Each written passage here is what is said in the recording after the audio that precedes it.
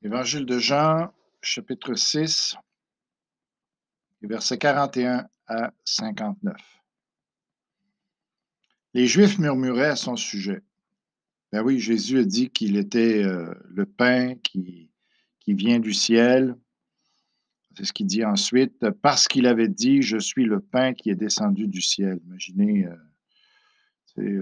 graphiquement, tu t'imagines un pain qui descend du ciel. C'est Mais c'était pas seulement l'image qui était saisissante, mais qui ne comprenait pas, mais il se disait aussi, n'est-ce pas là Jésus, le fils de Joseph, celui dont nous connaissons le Père et la Mère? Comment donc, dit-il, je suis descendu du ciel? Alors, si Jésus ne dit pas la vérité, c'est un fou, tout simplement. Parce que dire une affaire comme ça, je descends du ciel, ça n'a aucun bon sens, là. Mais dans son cas à lui, ça a du bon sens parce que c'est la vérité. Il vient vraiment de Dieu. Si on croit ça, on va être sauvé. Si on ne le croit pas, on ne pourra pas être sauvé. Alors, c'est si eux autres n'étaient pas capables, ils disent, ouais, le pain venu du ciel, on connaît son père, sa mère. Qu'est-ce qu'il raconte là, lui? Là? Alors, on comprend qu'il ne comprenait pas, mais bon, il est venu au monde comme tous les autres hommes, mais ce qu'ils n'avaient pas compris, c'est que Jésus existait déjà depuis toute éternité. C'est lui le créateur de l'univers, selon l'Évangile de Jean. Alors, quand on y pense, c'est vraiment quelque chose de savoir que Dieu est venu parmi les hommes. Ça devrait grandement nous encourager puis nous tourner vers Jésus. Jésus leur répondit, ne murmurez pas entre vous, parce que c'est d'abord, murmure, ça veut dire qu'on n'a pas le courage de ses opinions. Et puis en plus, ben, c'est inapproprié quand Dieu parle. Tu pas d'affaire à parler, toi, dans ce temps-là. Ça fait qu'écoute, alors Jésus connaissait son autorité, puis il n'y avait pas d'affaire à discuter ce qu'il disait. C'était ça. Alors, nul ne peut venir à moi si le Père qui m'a envoyé ne l'attire, et je le ressusciterai au dernier jour. Tu sais. Alors, sans doute qu'il se posait des questions. Comment est-ce qu'on peut croire? Tout tati, tata, puis mais là, Jésus leur dit, ça dépend même pas de vous, parce que par nature, vous autres, vous êtes des incrédules. Vous ne voulez pas venir à moi. Vous ne voulez pas croire en Dieu. Vous avez besoin absolument que Dieu vous touche pour que vous puissiez le faire, parce que par nature, on est tellement contaminé par le péché qu'on n'est vraiment pas capable de croire en Dieu comme il faudrait. Alors, c'est pour ça qu'il dit, nul ne peut venir à moi si le Père qui m'a envoyé ne l'attire. Il faut absolument que Dieu fasse une œuvre dans le cœur d'une personne pour que cette personne-là soit sauvée. Mais quand le Père touche la personne, bien là, à ce moment-là, euh, cette personne-là va venir à Jésus, va croire en Jésus-Christ, puis en plus de ça, elle va ressusciter au dernier jour. C'est pas seulement que son esprit va continuer à vivre, parce que son esprit continue à vivre même quand son corps est mort, mais la résurrection, ça comprend la résurrection du corps. C'est ça que la résurrection fait. C'est de redonner à l'esprit son corps qui a été détruit. Alors, il est écrit dans les prophètes, ils seront tous enseignés de Dieu. Donc, il va venir un temps sur la terre où les hommes, que Dieu va enseigner tous les hommes, que sur la planète entière, Dieu ne jouera plus à cachette comme aujourd'hui où il ne se montre pas, mais il va être là devant les hommes, il va enseigner tous les hommes. Mais Jésus dit, mais il a déjà commencé. C'est pas juste dans l'avenir où il va enseigner les hommes sur la terre, mais c'est déjà commencé. Alors il dit, c'est que nul ne, c'est ça qu'il dit après. Ainsi, quiconque a entendu le Père et a reçu son enseignement vient à moi. Fait qu'une prière qu'on peut faire, c'est de dire à Dieu, enseigne-moi, touche-moi, montre-moi qui est Jésus. C'est ça, on peut faire cette prière-là et Dieu, à ce moment-là, ça lui ouvre la porte pour qu'il nous enseigne. C'est que nul n'a vu le Père, sinon celui qui vient de Dieu. Celui-là a vu le Père.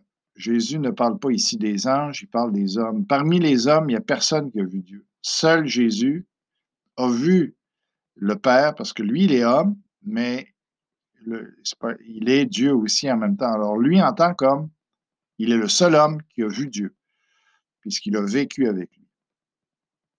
En vérité, là Jésus insiste, je vous le dis, celui qui croit en moi a la vie éternelle. Pas il l'aura peut-être, il l'a.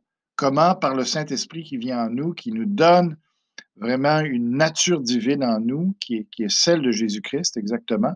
Elle vient en nous, cette nature-là, et elle ne peut plus mourir après.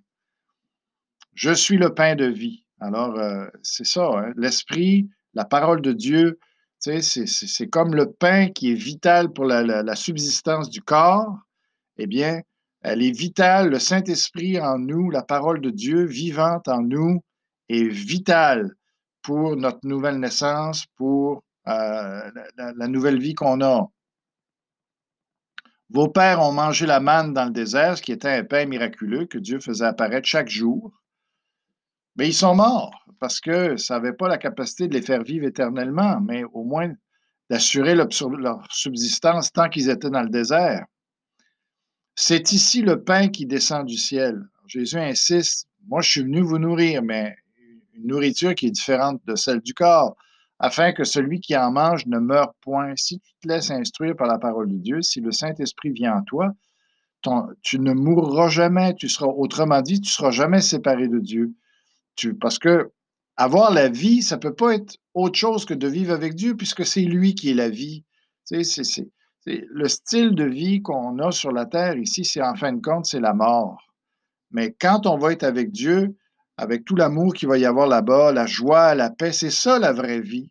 Tu sais, de ne pas commettre de mal et puis de même pas avoir envie de le faire. C'est ça qui est la vraie vie.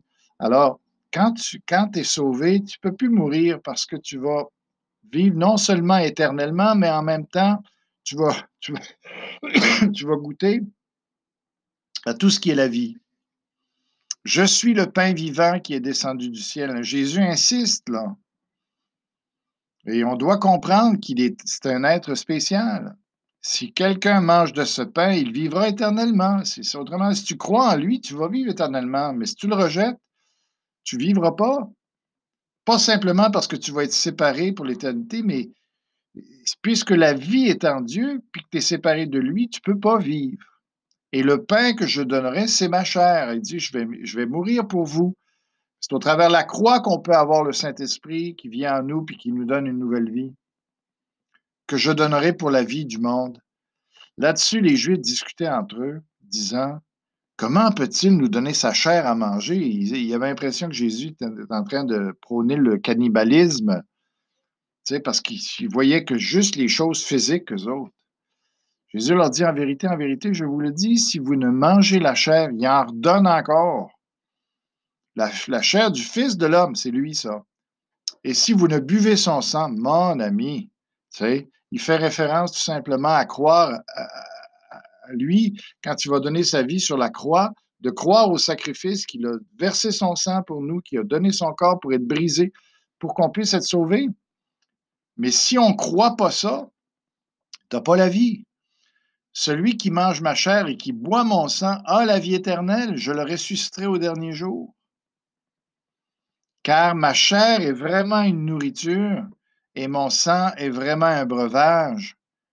Quand tu crois en lui, tu vas être nourri par Jésus-Christ. Puis c'est pas simplement l'Eucharistie. C'est pas juste le fait de se mettre un morceau de pain ou un morceau d'hostie qui te donne la vie. Non, c'est d'aller directement à Jésus-Christ. C'est lui qui est la vie, c'est lui le pain. Celui qui mange ma chair, qui boit mon sang, demeure en moi et je demeure en lui. Mais il y a plein de gens qui prennent l'Eucharistie puis qui ne sont pas transformés parce que c'est pas ça, premièrement, que Jésus est en train de dire. C'est pas le fait de prendre, de se rappeler de sa mort puis de son sang, qu'on a la vie, c'est de venir à Jésus-Christ, de croire réellement à lui, de lui donner notre vie, que le Saint-Esprit vienne en nous pour qu'on demeure en lui et lui en nous. Autrement, tu ne peux pas avoir cette unité-là. Comme le Père est vivant, m'a envoyé, et que je vis par le Père, ainsi celui qui me mange vivra par moi. Mais il ne demandait pas aux gens de sauter sur lui pour le bouffer là. Tu sais, c'est pas la il va le dire après, ça n'a aucun rapport, ma chair, mon corps. Tu sais, ce qu'il faut que vous croyez, c'est ce que ça représente sur la croix. C'est ça qu'il faut accepter, c'est son sacrifice sur la croix qui donne la vie. Alors il dit après, il dit: «C'est ici le pain qui est descendu du ciel. Il n'en est pas comme de vos pères qui ont mangé la manne et qui sont morts. Celui qui mange ce pain vivra éternellement.» Jésus dit ces choses dans la synagogue enseignant à Capernaum.